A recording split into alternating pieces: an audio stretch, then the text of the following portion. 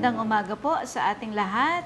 Welcome po muli sa ating morning devotion sa araw na ito. At ang ating teksto po ay matatagpuan sa Romans chapter 12 from verses 9 to 13. At ganito po ang sinasabi: maging tunay ang inyong pagmamahalan, kasuklaman ninyo ang masama at pakaibigin ang mabuti. Magmahalan kayo bilang magkakapatid at pahalagahan ninyo ang iba ng higit sa pagpapahalaga nila sa inyo. Magpakasipag kayo at huwag maging tamad. Buong puso kayong maglingkod sa Panginoon. Magalak kayo dahil sa inyong pag-asa. Magtiyaga kayo sa inyong kapighatian at palaging manalangin. Tumulong kayo sa pangangailangan ng mga kapatid at patuloyin ninyo ang mga taga-ibang lugar. Muli po, magandang umaga po sa ating lahat. Ang mga talatang nabasa sa umagang ito ay nagtuturo sa atin kung papaano mamuhay bilang tunay na tagasunod ni Kristo. Ang pagiging Kristiyano ay hindi lamang tungkol sa pagpunta sa church, hindi lamang po pagbabasa ng Bible o pagpipray. Dapat makita rin sa ating mga salita, kilos, pakikitungo at paglilingkod ang pagmamahal ni Kristo. Ano po ba ang ipinapaalala sa atin ng mga tekstong ito? Tayo ay tinatawag ng Diyos na magkaroon ng tunay na pag-ibig, maging masipag sa paglilingkod, maging matatag sa pagsubok, at maging handang tumulong sa iba. Ano ba ang tunay na pag-ibig? O paano ba ang magmahal ng tunay? Ang sinasabi po sa verse 9, ang ating pag-ibig ay dapat maging tunay at walang pagkukunwari. Hindi siya fake, no po. Hindi lamang natin mamahalin ang taong mabait sa atin. O hindi lamang natin iibigin yung mga kaibig-ibig, kundi matuto rin tayong magmahal at gumawa ng mabuti kahit mahirap.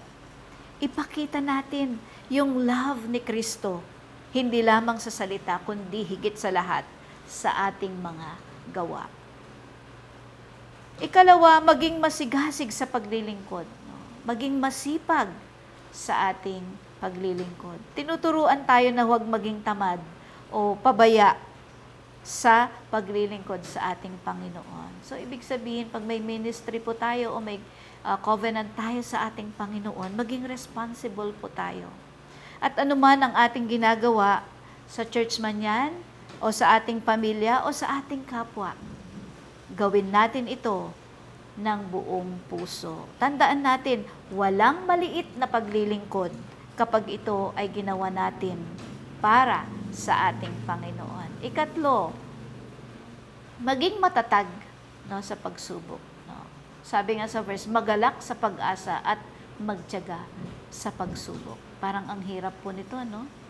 May mga panahon na nakakaranas tayo o makakaranas tayo ng problema, ng pagkabigo o ng pagod. No? Hanggat nandito po tayo sa mundong ito, makakaranas tayo ng mga ganyan.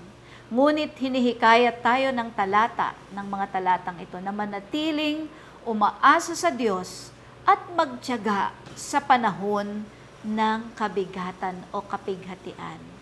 Kapag mahirap ang buhay, huwag po tayo basta-basta sumusuko, kundi kumapit tayo, patuloy tayong kumapit sa Diyos at patuloy na manalangin. At ang panghuli, maging mapagbigay, maging matulungin, maging handang tumulong tayo lagi.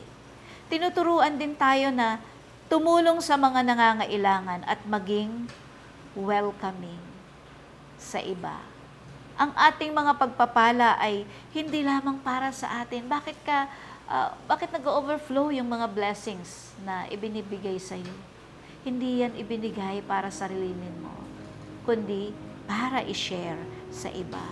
At maaari itong gamitin ng Diyos upang maging pagpapala din tayo sa iba.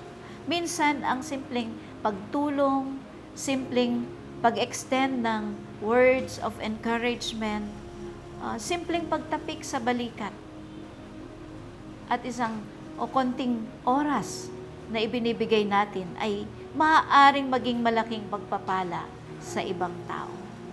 Ang Romans 12:9-13 na isang paalala na ang tunay na buhay Kristiyano ay nakikita sa ating pag-ibig.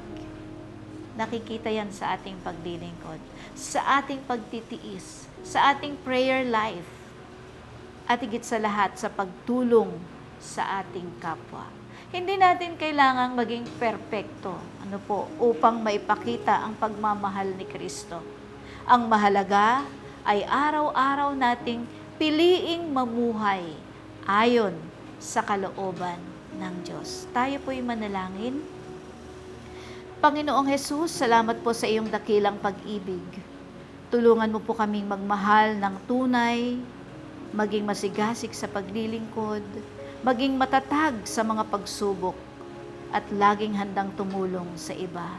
Gamitin mo po ang aming buhay upang maipakita namin ang iyong pagmamahal sa mga taong nakapaligid sa amin.